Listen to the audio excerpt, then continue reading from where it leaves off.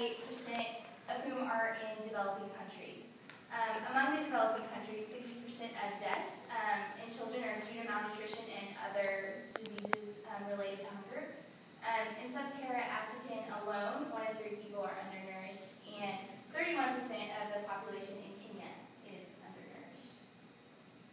This is a diagram depicting the rate of undernutrition over the past 40 years. You can see right here the peak in 2009, which was largely in accordance to the global economic crisis. And since 2009, globally, in the majority of countries, the rate of undernutrition has decreased. A large exception to this, however, is sub-Saharan Africa and regions in South Asia. In Kenya alone, the continual increasing rates of hunger are due to famine, droughts, the current economic crisis, etc. Okay, so hunger is a term used largely in everyday conversation. However, what you might not know is that there's a complexity to it. There has been a lack of consistency on the definition of hunger. However, it underwent a great transformation in the 1980s. So these are 2 definitions of hunger. The one I'll be focusing on is Cornell University definition, which states the inability to acquire or consume an adequate quality or sufficient quantity of food in socially acceptable ways, or the uncertainty that one will be able to do so. This definition of hunger grew into the term, which is now known as food security, which is the basis of my thesis. The table to the left, you can see, breaks down the 4 different components of food security. It's important to note that food security isn't just about how much food we eat, but it's also the quality. So making sure you have the right nutrients, and also there's a psychological and social component. Food security has 2 main outcomes, one being anthropometric status, like BMI, or infectious disease.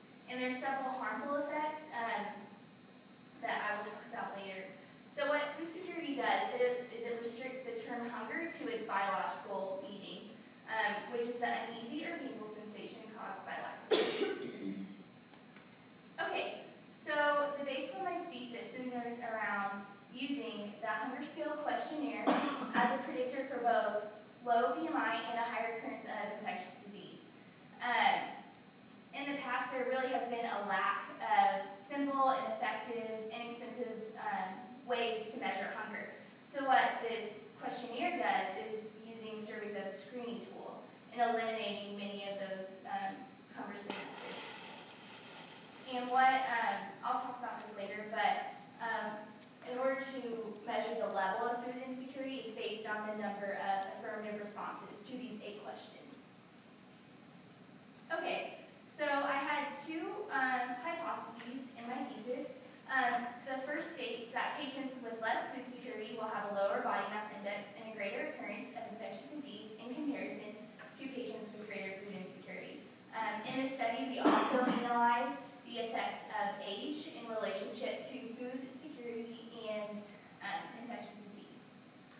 So here's a visual model depicting my thesis. What I just stated, how higher food security will result in a greater BMI, but also higher food insecurity will result in a lower occurrence of infectious disease. Okay, so to recap the methods, the data collected in this study was based off of the 2011 Kenya medical mission trip.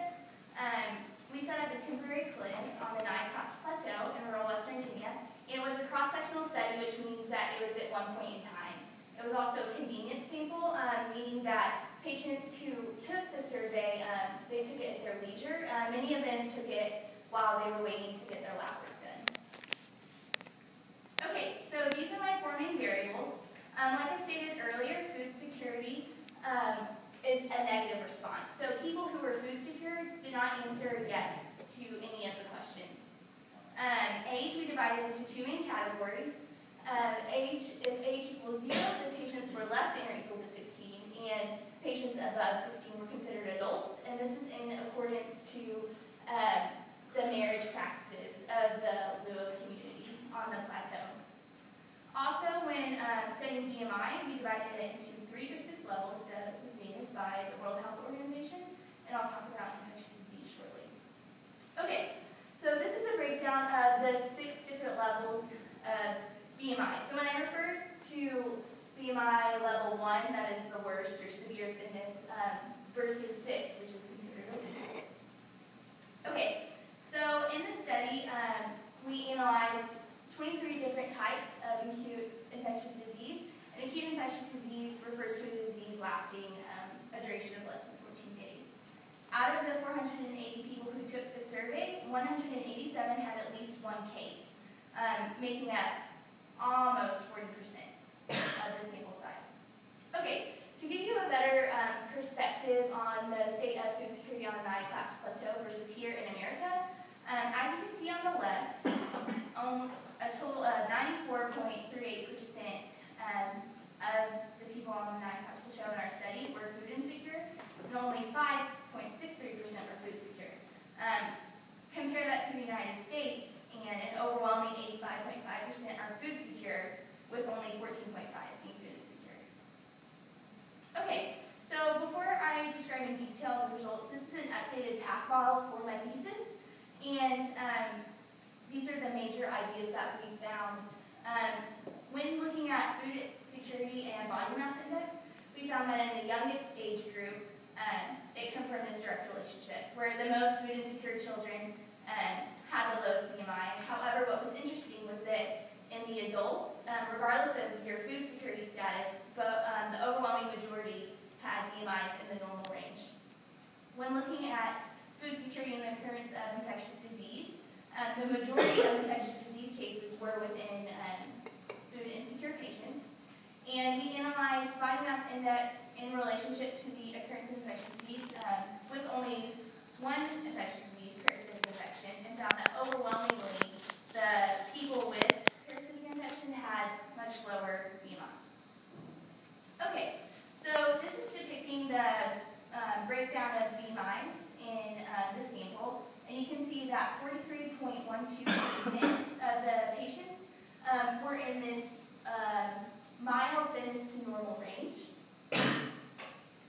Okay, so here's a graph showing the relationship between BMI and age versus adults and children. You can see that in this most severe level of BMI, there is an overwhelmingly higher percentage of children, just right under 50%,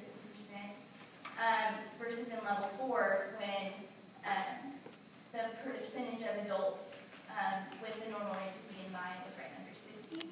It's also important to note that we found no children who had BMIs within the overweight or obese range, which just really emphasizes the severity of the food security crisis. Okay, and this is just once again showing what I just explained within 3 levels. Okay, so our study, we also analyzed BMI and age in relationship to food security. You can see that in children and early adolescents, out of the children who were food insecure, 51.2% were in this most severe category. And also, just as I stated earlier, regardless of their food security state, no children were obese or overweight. Contrast that to the adults, and regardless of food insecurity or security status, 58.1% were in this normal range. What's interesting is that despite being food secure, out of the adults there was 5.96% who were considered obese, and this goes back to the fact that food insecurity might not just mean having not enough food, but they might not be eating the right food. Okay, so when looking at BMI and worm infection, you can see that out of the patients who had parasitic infection, an overwhelming 83.33% of those were in this BMI category level, the most severe. And out of the people in this most severe category, more than half had parasitic infection.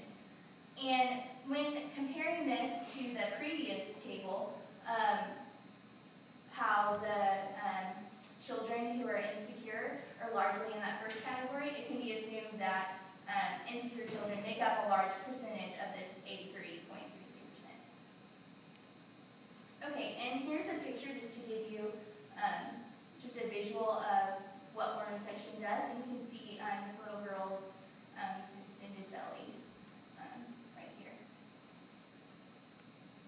Okay, so the last part of my thesis analyzed the relationship between security and infectious disease.